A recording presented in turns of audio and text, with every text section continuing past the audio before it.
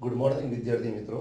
ધોરણ 10 ગણિતમાં પ્રકરણ 1 વાસ્તવિક સંખ્યાઓનો અભ્યાસ આપણે કરી રહ્યા છીએ.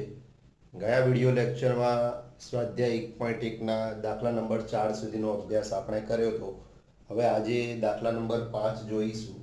તો દાખલા નંબર 5 ની રકમ આ મુજબ છે કે યુક્લિડનું ભાગાકારનું પૂર્વ પ્રમેય વાપરીને દર્શાવો કે કોઈ પણ ધન પૂર્ણાંકનો ઘન 9m અથવા તો 9m + 1 અથવા તો 9m + 8 સ્વરૂપનો હોય.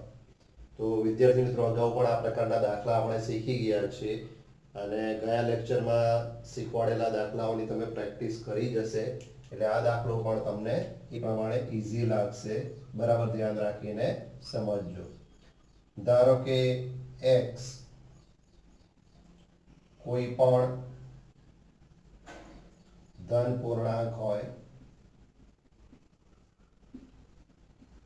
x એ કોઈ ધન પૂર્ણાંક હોય અને b બરાબર b એટલે આપણે શું કહીએ છીએ, જેને ભાજક, કારણ કે યુક્લિડના ભાગાકારના પૂર્વ પ્રમેય અનુસાર a બરાબર bq + r, જેમાં b ને આપણે ભાજક કહેતા હતા, તો આપણે b બરાબર 3 લઈશું. તો ધારો કે x એ કોઈ ધન પૂર્ણાંક હોય અને b બરાબર 3 એવા મળે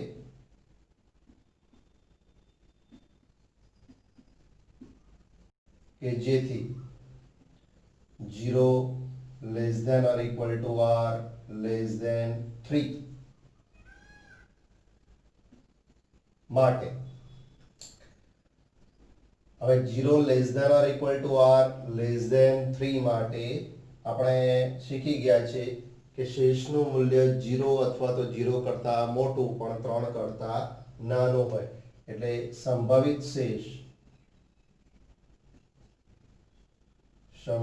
શેષ r બરાબર 0 અથવા 1 અથવા 2.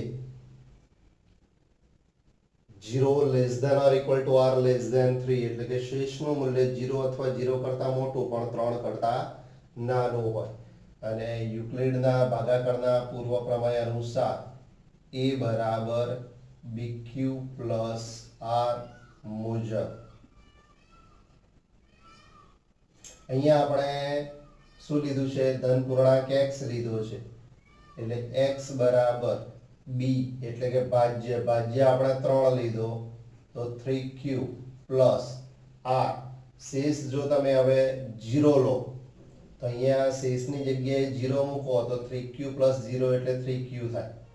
જો શેષની કિંમત 1 મૂકો તો આ પ્રમાણે શક્યતા થાય, એટલે x બરાબર 3q, અથવા બીજી શક્યતા આમ બને, જો શેષ તમે 1 લો તો x બરાબર 3q + 1, અથવા ત્રીજી શક્યતા જો શેષ તમે 2 લો તો x બરાબર 3q + 2 મળે. હવે આપણને અહીંયા શું કીધું છે? કોઈ પણ ધન પૂર્ણાંકનો ઘન કીધો છે. તો સૌથી પહેલા આપણે x બરાબર 3q લઈશું. હવે ધન પૂર્ણાંકનો ઘન કીધો છે એટલે આપણે જેમ વર્ગ કીધો હોય તો બંને બાજુ વર્ગ કરતા હતા, હવે ઘન કીધો છે એટલે બંને બાજુ ઘન કરીશું. x નો ઘન બરાબર 3q નો, તો 3 નો ઘન કરો તો કેટલો થાય? 27q નો ઘન. હવે આપણે કયા સ્વરૂપમાં લાવવું છે? 9m સ્વરૂપમાં. તો 9 તરી 27 થાય, એટલે 9 આપણે કોમન કાઢીએ તો 9 તરી 27 એટલે કે 3q નો ઘન. હવે અગાઉના દાખલામાં જેમ આપણે લખતા હતા કે આ 3q ઘન જે કૌંસમાં આવ્યું એના માટે આપણે કોઈ પૂર્ણાંક, કોઈ ધન પૂર્ણાંક ધારી લઈએ m. એટલે અહીંયા આપણે લખીએ કે ધારો કે 3q નો ઘન બરાબર કોઈ ધન પૂર્ણાંક કયો મળે છે? m. એટલે કે 3q ઘનની જગ્યાએ આપણે શું લખીશું? 9m. તો જો આપણે રકમમાં હતું કે કોઈ પણ ધન પૂર્ણાંકનો ઘન 9m + 1 અથવા 9m + 8 સ્વરૂપમાં, એટલે પહેલા 9m સ્વરૂપમાં આપણને મળી ગયો. હવે બીજું પરિણામ આગળ જોઈએ તો x બરાબર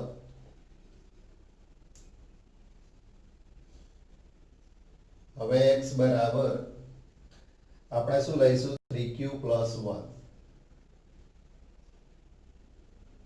x બરાબર આપણે લઈશું 3q + 1 તો બંને બાજુ ઘન કરીએ તો x નો ઘન બરાબર 3q + 1 આખા કૌંસનો ઘન.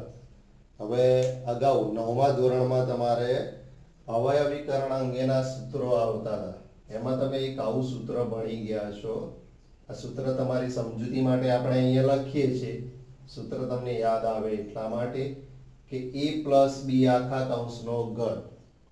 તો a + b આખા કૌંસના ઘનનું વિસ્તરણ આપણે આ પ્રમાણે કરતા હતા: a નો ઘન + b નો ઘન + 3ab કૌંસમાં a + b.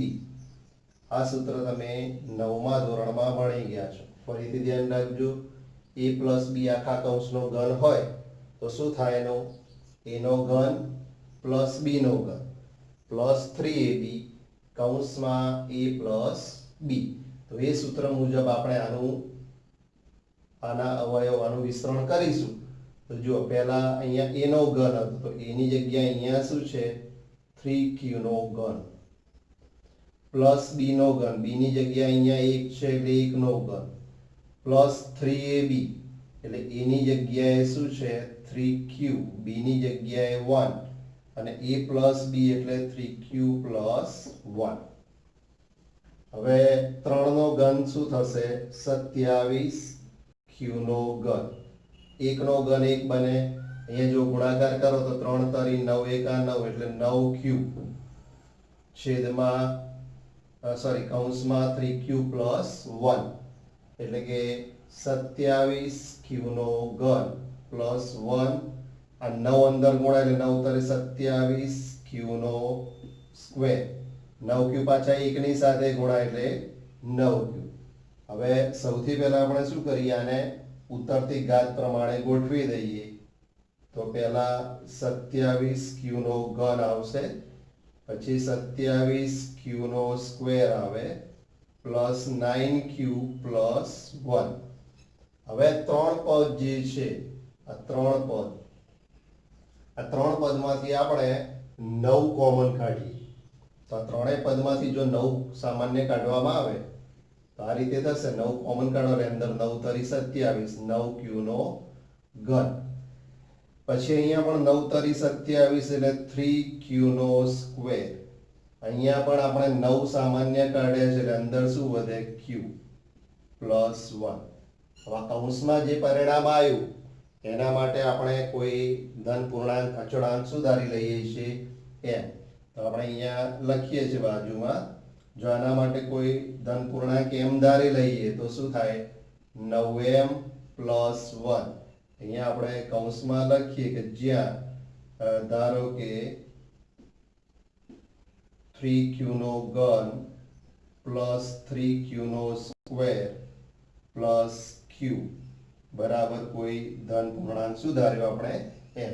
તો આ બીજું પરિણામ આપણને મળ્યું કે કોઈ પણ ધન પૂર્ણાંકનો ઘન જો એક તો 9m સ્વરૂપમાં આવી ગયો, બીજું આપણે લાવવાનું હતું 9m + 1 સ્વરૂપમાં હોય. તો સૌથી પહેલા આ બોર્ડ ઉપર તો તમે સમજી અને વ્યવસ્થિત અક્ષરે તમારા ચોપડામાં લખી દો. આવો દાખલો 3 ગુણનો પૂછાઈ શકે. થોડો લંબાણપૂર્વકનો દાખલો છે એટલે 3 ગુણમાં પૂછાઈ શકે. હજુ એક ત્રીજું પરિણામ આપણે સાબિત કરવાનું બાકી છે. 9m + 8 સ્વરૂપમાં હોય તો તમે પહેલા બોર્ડ ઉપરનું આ વ્યવસ્થિત અક્ષરે લખી દો.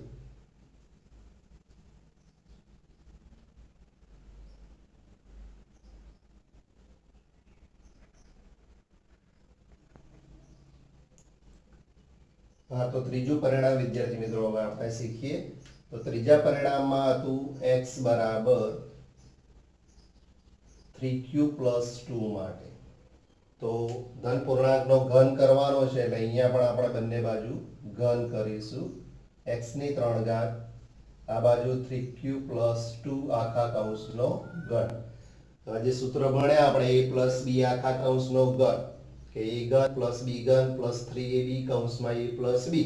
તો એ સૂત્ર મુજબ જ અહીંયા આના વિસ્તરણ થશે કે 3q નો ઘન પ્લસ 2 નો ઘન પ્લસ 3ab એટલે 3 ની જગ્યાએ 3 પછી કૌંસમાં a ની જગ્યાએ શું આવશે 3q b ની જગ્યાએ આવશે 2 પ્લસ 3ab કૌંસમાં પાછું શું હતું a પ્લસ b હતું a નો ઘન પ્લસ b નો ઘન પ્લસ 3ab કૌંસમાં a પ્લસ b એટલે શું આવશે 3q પ્લસ 2 તો અહીંયા 3 નો ઘન કેટલો બને 27 27q નો ઘન 2 નો ઘન થશે 8 અહીંયા જુઓ 3 તારી 9 9 દુ 18 18q અને કૌંસમાં 3q પ્લસ 2 હજુ આગળ વિસ્તરણ કરીએ તો 27q નો ઘન પ્લસ 8 આ 18 અંદર ગુણાય એટલે 18 તારી 54 q ગુણ્યા q એટલે q નો સ્ક્વેર આ પણ 18q 2 ની સાથે ગુણાય એટલે 18 દુ 36q હવે અગાઉના દાખલામાં જેમ આપણે અહીંયા અગાઉની ગણતરીમાં ઉત્તરથી ઘાત પ્રમાણે ગોઠવ્યા હતા એ જ પ્રમાણે અહીંયા પણ ગોઠવીશું તો 27q નો ઘન પ્લસ 54q નો સ્ક્વેર પ્લસ 36q પ્લસ 8 તો અહીંયા પણ આપણે ત્રણ પદ છે એમાંથી સામાન્ય કાઢીશું શું સામાન્ય કાઢીશું આપણે લાવવાનું શું છે કયા સ્વરૂપમાં 9m + 1 સ્વરૂપમાં આવી ગયો હવે 9m + 8 સ્વરૂપમાં લાવવું છે તો આપણે સામાન્ય શું કાઢીશું 9 તો 9 તારી 27 એટલે 3q નો ઘન અહીંયા 9 છંગ 54 એટલે 6q નો સ્ક્વેર 9 ચોક 36 એટલે 4q + 8 હવે કૌંસમાં જે આવ્યો એને આપણે શું કહીએ છીએ કોઈ ધન પૂર્ણાંક એમ ધારી લઈએ છીએ એટલે એની જગ્યાએ આપણે લખીશું m એટલે કે 9m + 8 કૌંસમાં લખીશું ધારો કે 3q નો ઘન પ્લસ 6q નો સ્ક્વેર પ્લસ 4q બરાબર કોઈ ધન પૂર્ણાંક ધારો કે m છે તો આપણે શીખ્યા કે આમ કોઈ પણ ધન પૂર્ણાંકનો ઘન ત્રણ સ્વરૂપમાં હોઈ શકે કયા કયા ત્રણ સ્વરૂપ હતા તો પહેલું આપણે ભણ્યા હતા 9m બીજું છે 9m + 1 અને ત્રીજું છે 9m + 8 આમ કોઈ ધન પૂર્ણાંકનો ઘન 9m અથવા 9m + 1 અથવા 9m + 8 સ્વરૂપનો હોય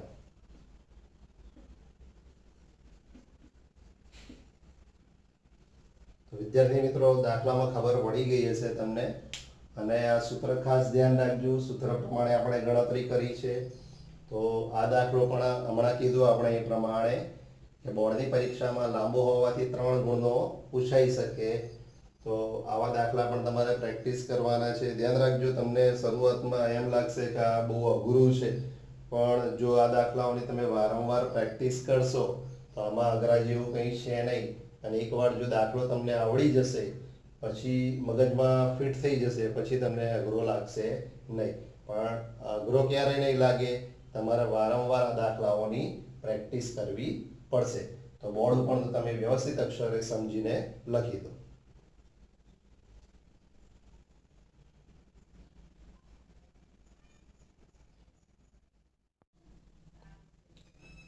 સ્વાધ્યાય 1.1 આપણે પૂર્ણ કર્યું હવે આગળ જોઈએ આપણે પ્રમેય 1.1 ભણી ગયા યુક્લિડનું ભાગાકારનું પૂર્વ પ્રમેય હવે પ્રમેય 1.2 જે અંકગણિતના મૂળભૂત પ્રમેય તરીકે ઓળખાય છે તો એ પ્રમેયનું વિધાન આ પ્રમાણે છે કે દરેક વિભાજ્ય સંખ્યા કોને કહીએ આપણે જાણીએ છીએ જેના અવયવો શક્ય હોય એ સંખ્યાને વિભાજ્ય કહેવાય તો દરેક વિભાજ્ય સંખ્યાને તેના અવયવોના ક્રમને અવગણીને એટલે અવયવોનો ક્રમ તમે ગમે તે રીતે આડો અવળો લખી શકો અવયવના ક્રમને અવગણીને અવિભાજ્ય સંખ્યાઓના ગુણાકાર તરીકે અનન્ય રીતે લખી શકાય છે તો આ જે વિધાન છે એને અંકગણિતના મૂળભૂત પ્રમેય તરીકે ઓળખવામાં આવે છે હવે અવિભાજ્ય સંખ્યાઓના ગુણાકાર સ્વરૂપે. તો કોઈ પણ ધન પૂર્ણાંક સંખ્યા એવી કે જે વિભાજ્ય હોય, તો એવી વિભાજ્ય ધન પૂર્ણાંક સંખ્યાને તેના અવિભાજ્ય સંખ્યાઓના ગુણાકાર સ્વરૂપે લખી શકાય. તો એવો દાખલો પરીક્ષાની અંદર 2 ગુણનો પૂછાતો હોય છે. તો આપણે એક ઉદાહરણનો અભ્યાસ કરીએ પહેલા કે 32760 ને અવિભાજ્ય સંખ્યાઓના ગુણાકાર સ્વરૂપે દર્શાવો. તો વિદ્યાર્થી મિત્રો ધ્યાન રાખજો કેવી રીતે આપણે ગણતરી કરીએ છીએ. તો 32760. હવે સૌથી પહેલા તો તમે અગાઉના ધોરણમાં ભણી ગયા છો. કયા? તો ચોથા પાંચમા ધોરણમાં તમે ભણ્યા છો. પાંચમા છઠ્ઠા ધોરણમાં વિભાજ્યતાની ચાવીઓ વિશે. તો એ વિભાજ્યતાની ચાવીઓ તમારે અહીંયા યાદ રાખવાની છે. ફરીથી એકવાર આપણે યાદ કરી લઈએ કે વિભાજ્યતાની ચાવીઓ જે હતી એમાં એક તો 2 ની ચાવી આપણે શીખ્યા હતા કે જે સંખ્યાનો એકમનો અંક 0, 2, 4, 6, 8 હોય તો એવી સંખ્યાને 2 વડે નિશેષ ભાગી શકાય. પછી આપણે વિભાજ્યતાની 3 ની ચાવી શીખ્યા હતા કે જે સંખ્યાઓના અંકોના સરવાળાને 3 વડે નિશેષ ભાગી શકાય તો એવી સંખ્યાને પણ 3 વડે નિશેષ ભાગી શકાય. ત્યારબાદ વધુમાં આપણે 5 ની ચાવી શીખ્યા હતા કે જે સંખ્યાનો એકમનો અંક 0 અથવા તો 5 હોય તો એવી સંખ્યાને પણ 5 વડે નિશેષ ભાગી શકાય. તો આ વિભાજ્યતાની ચાવીઓ તમારે યાદ રાખવાની છે જે તમને આ પ્રકારના દાખલાઓ ગણવામાં ઉપયોગી થશે. તો જુઓ, સૌથી પહેલા 32760 એનો આપણે એકમનો અંક શું છે? 0 છે. તો એકમનો અંક 0 હોવાથી એ 2 વડે વિભાજ્ય છે. તો એને 2 વડે આપણે ભાગીએ. ભાગાકાર જો તમને ડાયરેક્ટ આવડે તો તમે ડાયરેક્ટ કરી શકો અથવા રફ કામમાં પણ કરી શકો.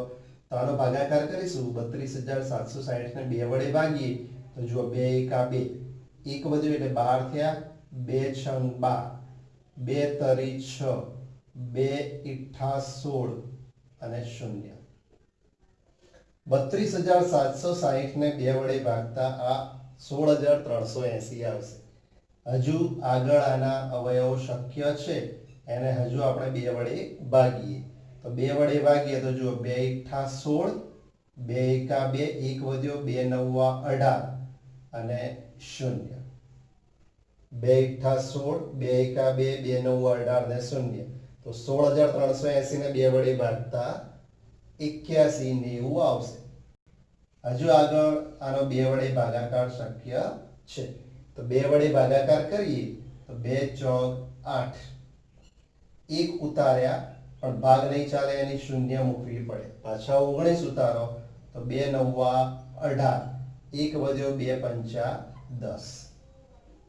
હવે 4095 માં તમે જુઓ વિભાજ્યતાની આપણે 3 ની ચાવી યાદ કરો તો 3 ની ચાવીમાં આપણે શું કીધું હતું કે જે સંખ્યાના અંકોના સરવાળાને હવાના અંકોનો સરવાળો કરીએ તો જુઓ 4 ને 9 13, 13 ને 5 18. તો અંકોના સરવાળાને જો 3 વડે ભાગી શકાતો હોય તો એ સંખ્યાને પણ 3 વડે ભાગી શકાય. આ સંખ્યાને આપણે 3 વડે ભાગી શકીએ તો 3 વડે ભાગ ચલાવીએ તો જુઓ 3 એકા 3, 1 વધ્યો, 3 તરી 9, 1 વધ્યા, 3 છંગ 18, 1 વધ્યા, 3 પંચા 15. આના અંકોનો સરવાળો કરીએ તો 3 ને 1 4, 1 ને 3 4, 4 ને 6 10 ને 5 15. એટલે હજુ પણ આને 3 વડે ભાગી શકાય એમ છે. તો 3 તરી 9, 4 વધે, હા હજુ 3 ચોક 12 એ ભાગ ચાલશે એટલે આપણે આ પ્રમાણે ચલાવીશું. 3 ચોક 12, 1 વધ્યો, 3 પંચા 15, 1 વધ્યા, 3 પંચા 15. હવે 5 ને 5 10 ને 4 14. અંકોનો સરવાળો 14 થાય છે એટલે 14 ને તો 3 વડે ભાગી શકાશે નહીં. તો આ સંખ્યાનો ભાગ હવે આપણે કેટલા વડે ચલાવીશું? 5. 5 ની ચાવી શીખ્યા હતા આપણે કે એકમનો અંક 0 અથવા 5 હોય તો 5 વડે ભાગી શકાય. તો 5 નવા 45 અને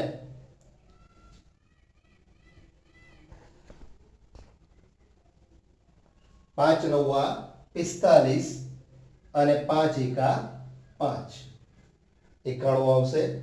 હજુ આગળ આનો ભાગ પડશે, આના અવયવ શક્ય છે. 13 ના ઘડિયામાં આવે 13 સિત્તા 91, તો 7 વડે ભાગાકાર કરીએ તો કેટલા આવશે 13. તો હવે જે છેલ્લી સંખ્યા આવી 13 એ અવિભાજ્ય છે, કારણ કે 13 ના આગળ કોઈ અવયવ પડશે નહીં. તો આ પ્રમાણે આપણે આ ક્રિયા ક્યાં સુધી કરવાની કે છેલ્લે અવિભાજ્ય સંખ્યા આવે ત્યાં સુધી. તો આ સંખ્યાને હવે આપણે આ સ્વરૂપે લખી શકીએ. જુઓ કે આમ શું થયું તો 2 ગુણ્યા 2 ગુણ્યા 2 ગુણ્યા 3 ગુણ્યા 3 ગુણ્યા 5 ગુણ્યા 7 ગુણ્યા 13, આ બધાનો ગુણાકાર કરીએ તો અંતે 32,760 મળશે. હવે 2 કેટલી વાર છે 1 2 3, એટલે આપણે શું લખીએ છીએ એને 2 નો ઘન. 3 વાર ગુણાકાર છે એટલે 2 નો ઘન ગુણ્યા 3 કેટલી વાર છે 2 વાર છે એટલે 3 નો વર્ગ, 5 7 અને 13 એટલે 5 ગુણ્યા 7 ગુણ્યા 13. તો આ જે મળ્યું એ આ 32,760 ને અવિભાજ્ય સંખ્યાઓના ગુણાકાર સ્વરૂપે લખ્યા કહેવાય. એ અવિભાજ્ય સંખ્યાઓના ગુણાકાર સ્વરૂપે છે. ગુણાકાર સ્વરૂપે છે. તો વિદ્યાર્થી મિત્રો 2 ગુણનો આવો દાખલો પૂછાય છે. એકદમ સરળ દાખલા છે, આમાં તમે ઇઝીલી 2 ગુણ મેળવી શકો. ઘણીવાર 1 ગુણના જો નાનો દાખલો હોય તો 1 ગુણના ટૂંકા પ્રશ્ન સ્વરૂપે પણ પૂછાઈ શકે. તો બોર્ડ ઉપરનું તમે વ્યવસ્થિત અક્ષરે પહેલા લખી દો.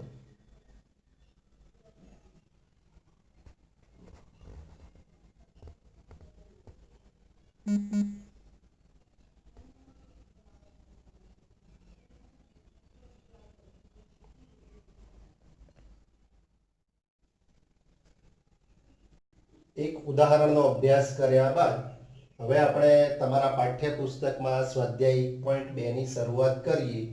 તો એનો પહેલો પ્રશ્ન આ મુજબ છે. આપણે જે ઉદાહરણ શીખ્યા કે અવિભાજ્ય સંખ્યાઓના ગુણાકાર સ્વરૂપે દર્શાવો. તો અવિભાજ્ય સંખ્યાઓના ગુણાકાર સ્વરૂપે કેવી રીતે દર્શાવાય આપણે અગાઉ ભણી ગયા છે. હવે એમાં પ્રશ્ન 1 નો પહેલો અને બીજો દાખલો, એમાં રકમ છે 140 અને 156.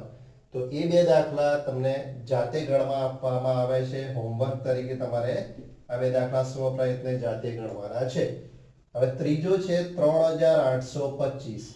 તો 3825 ને આપણે અવિભાજ્ય સંખ્યાઓના ગુણાકાર સ્વરૂપે લખીએ. તો સૌથી પહેલા આપણે અહીંયા જુઓ અને અંકોનો સરવાળો કરો તો 3 ને 8 11, 11 ને 2 13, 13 ને 5 18. અંકોના સરવાળાને 18 વડે અંકોનો સરવાળો 18 થાય છે, એટલે કે 18 ને 3 વડે નિશેષ ભાગી શકાય છે. તો 3 વડે આપણે પહેલા 3 ની વિભાજ્યતાની ચાવી થાય. તો 3 વડે ભાગીએ તો 3 એકા 3, 3 દુ 6, 2 વધ્યા 3 સિત્તા 21, 1 વધ્યા 3 પંચા 15. હવે અંકોનો સરવાળો કરો તો 1 ને 2 3, 3 ને 7 10 ને 5 15. હજુ આને 15 ને પણ 3 વડે નિશેષ ભાગી શકાય. તો 3 ચોક 12, 3 દુ 6, 1 વધ્યા 3 પંચા 15. હવે સરવાળો કરો તો 5 ને 2 7 ને 4 11. 11 ને તો 3 વડે ભગાશે નહીં, એટલે હવે 5 ની ચાવી ચાલશે, કારણ કે એકમનો અંક 5 છે. તો 5 વડે ભાગશો તો 5 * 40, 2 વધે 25. હજુ 5 વડે ભાગી શકાય 17 પંચા 85. તો છેલ્લો અંક 17 જે અવિભાજ્ય છે. તો અવિભાજ્ય અંક આવી જાય પછી આપણે આગળ કોઈ ક્રિયા કરવાની હોતી નથી. અને આને અવિભાજ્ય સંખ્યાઓના ગુણાકાર સ્વરૂપે આપણે દર્શાવવા હોય, આને લખવું હોય તો આપણે આ પ્રમાણે લખી શકીએ કે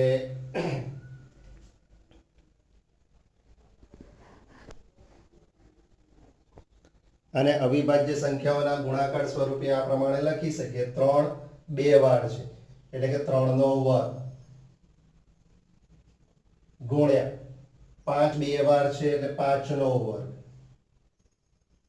ગુણ્યા 17 બરાબર શું બને છે 3825. આ પ્રમાણે અને અવિભાજ્ય સંખ્યાઓના પ્રશ્ન 1 નો ચોથો દાખલો છે 5005. હવે 5005 ને અવિભાજ્ય સંખ્યાઓના ગુણાકાર સ્વરૂપે લખવાના છે. તો 5005 માં જો અંકોનો સરવાળો કરો તો 10 થાય છે. એટલે 3 વડે તો ભાગ ચાલે નહીં, 2 વડે નહીં ચાલે. એટલે એકમનો અંક 5 હોવાથી આ સંખ્યાને 5 વડે 5 ની વિભાજ્યતાની ચાવી ચાલે. તો 5 એકા 5 0 0 5 એકા 5. હવે જોવાનું કે 1001 છે તો 1001 નો 5 વડે તો ભાગ ચાલશે નહીં. તો આગળ સંખ્યાઓ જોતા જવાનું. 6 વડે ભાગી જુઓ, 6 વડે ભગાશે તો નહીં ભગાય. તો આપણે 7 વડે જોઈ જોઈએ. તો 7 એકા 7. અહીંયા 3 7 ચોક 28, 2 વધે 1 ઉતાર્યા 7 તરી 21. તો કેટલા આવે છે? 143. તો 7 વડે ભાગી શકાય છે અને 1001 ને 7 વડે ભાગી શકાય છે. 7 વડે ભાગતા શેષ શૂન્ય મળે છે.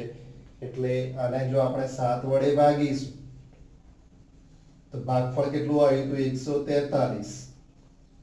હવે આગળ 143 ને જોવાનું. 7 વડે ભાગી શકાય તો 7 વડે નહીં ભાગી શકાય. તો આગળ સંખ્યાઓ જોતા જવાનું. 8 9 10 નહીં ભાગી શકાય, પણ 11 વડે 143 ને ભાગી શકાય. જેમ કે 11 એકા 11, 3 શેષ વધે 11 તરી 33. હવે છેલ્લે આયા 13. તો 13 એ તો અવિભાજ્ય સંખ્યા થઈ ગઈ, એટલે આગળ હવે ભાગ ચાલશે નહીં. તો આ જે સંખ્યા છે 5005, અને અવિભાજ્ય સંખ્યાઓના ગુણાકાર સ્વરૂપે લખવું હોય તો શું આવશે?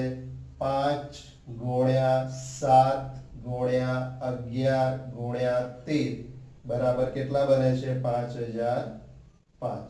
તો આ રીતે અવિભાજ્ય સંખ્યાઓના ગુણાકાર સ્વરૂપે આને લખી શકાય. ત્યાર પછી આપણે પાંચમો દાખલો જોઈએ. તો પાંચમા દાખલાની રકમ શું છે? તો 7429. તો 7429 ને તમે જોઈ જુઓ. પહેલા વિભાજ્યતાની ચાવીઓ, કારણ કે એકમનો અંક 9 છે તો અંકોનો સરવાળો કરી જુઓ. તો 7 ને 4 11 ને 2 13 ને 9 22 થાય છે. હવે 22 ને તો 3 વડે ભાગી શકાશે નહીં, એટલે વિભાજ્યતાની અહીંયા 3 ની ચાવી ચાલે નહીં. તો આપણે આગળ જોતા જવાનું કે 11 વડે ભગાય, 13 વડે ભગાય. તો આનો ભાગ જો આપણે પહેલા 7429 ને 17 વડે ભાગાકાર કરી જોઈએ. તો 17 ચોક 68, 17 ચોક 68, 6 વધે 17 તરી 51, 1 11 વધે 17 ના ઘડિયામાં જુઓ. 17 સિત્તા 119. તો શેષ આની 0 આવી જાય છે. એટલે કે 7429 નો તમે બધી સંખ્યા વારાફરતી જોતા જવાનું. 7 વડે 8 વડે 9 વડે કોઈના વડે ભાગ નહીં ચાલે. સીધો કેટલા વડે ચાલશે? 17 વડે ભાગ ચાલશે. તો આ સંખ્યા 7429 ને 17 વડે ભાગી શકાય. હવે 17 વડે ભાગ્યા તો ભાગફળ કેટલું આવે છે? 437. 437 ભાગફળ એનું મળે છે. તો 437. હવે 437 ને 17 વડે ભાગી શકાય તો એ આપણે જોવાનું. તો 17 દુ 34, 9 વધે તો 97 વધે, એટલે 17 વડે તો ભાગી શકાશે નહીં. હવે 17 વડે નથી ભાગી શકાતા તો આગળની સંખ્યાઓ જોતા જવાનું. 18 19. તો 19 વડે આપણે ચેક કરી જોઈએ. તો 19 દુ 38, 5 19 તરી 57. તો જો શેષ શૂન્ય આવી જાય છે. એટલે કે 437 ને 19 વડે ભાગ ચાલે છે. 19 વડે ભાગતા કેટલા આયા? 23 આયા. હવે છેલ્લે આયા 23. તો 23 એ તો શું બની ગઈ? અવિભાજ્ય સંખ્યા. તો 23 એ અવિભાજ્ય સંખ્યા થઈ ગઈ. એટલે હવે આગળ આનો ભાગ ચાલશે નહીં. હવે આને આપણે અવિભાજ્ય સંખ્યાઓના ગુણાકાર સ્વરૂપે લખવી હોય તો અવિભાજ્ય સંખ્યાઓના ગુણાકાર સ્વરૂપે આને આ રીતે લખી શકાય. શું આવ્યું? તો 17 ગુણ્યા 19 ગુણ્યા 23 બરાબર કેટલા છે? 7429. તો આનું અવિભાજ્ય સંખ્યાઓના ગુણાકાર સ્વરૂપે આ રીતે લખી શકાય. તો તો વિદ્યાર્થી મિત્રો, આ પ્રકારના દાખલા મેં કીધું એ પ્રમાણે ટૂંકો પ્રશ્ન તરીકે પૂછાય તો 1 ગુણનો નાનો દાખલો હોય તો, અને લાંબો દાખલો હોય તો 2 ગુણનો પૂછાઈ શકે. તો આવા દાખલા તમારે જાતે આજે હોમવર્કમાં આપવામાં આવે છે, જેની રકમો મેં અહીંયા લખેલી છે, તમે વ્યવસ્થિત અક્ષરે લખી દેજો. અને આજે જે પણ તમને શીખવાડવામાં આવ્યું છે એનો વ્યવસ્થિત અભ્યાસ કરજો.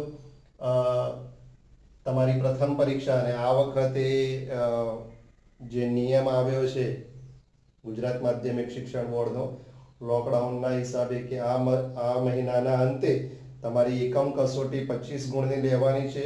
અને એ એકમ કસોટીમાં પ્રકરણ 15 આપણે જે સંભાવના ભણી ગયા એ અને પ્રકરણ 1, આ બે પ્રકરણોનો સમાવેશ કર્યો છે એકમ કસોટીમાં, પ્રકરણ 1 અને પ્રકરણ 15.